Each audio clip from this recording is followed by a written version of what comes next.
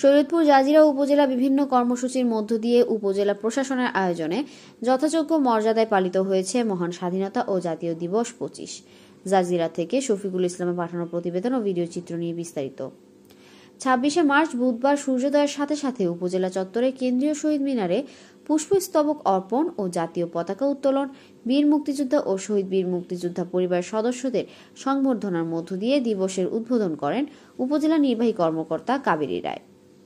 দিবসটির নানা কর্মসূচির মধ্যে ছিল 31 বার তোপধ্বনি, সরকারি ও বেসরকারি প্রতিষ্ঠানের জাতীয় পতাকা উত্তোলন, বর্ণাঢ্য র্যালি বের হয়ে উপজেলা ও পৌরসভার প্রধান প্রধান সড়ক প্রদক্ষিণ, স্কুল কলেজের ছাত্রছাত্রীদের চিত্রাঙ্কন, দৌড় প্রতিযোগিতা, কবিতা আবৃত্তি, আলোচনা সভা, হাসপাতাল ও এতিমখানায় ইফতারের আয়োজন, জাতির শান্তি সমৃদ্ধি এবং দেশের উন্নয়ন ও অগ্রগতি কামনা করে বিশেষ মোনাজাত প্রার্থনা সকল মসজিদ, মন্দির ও অন্যান্য উপাসনালয়ে অনুষ্ঠিত হয়। এ সময় কুচকাওয়াজে অংশগ্রহণ করেন পুলিশ, আনসার ও VDP, BNCC, boys, girls scout, rover scouts, বিভিন্ন শিক্ষা প্রতিষ্ঠানের ছাত্রছাত্রীরা অংশগ্রহণ করে। উপজেলা নির্বাহী অফিসার কাবেরী রায় পুরস্কার তুলে দেন বিভিন্ন সরকারি কর্মকর্তা প্রধানদের এবং স্কুলের ছাত্রছাত্রীদের মাঝে।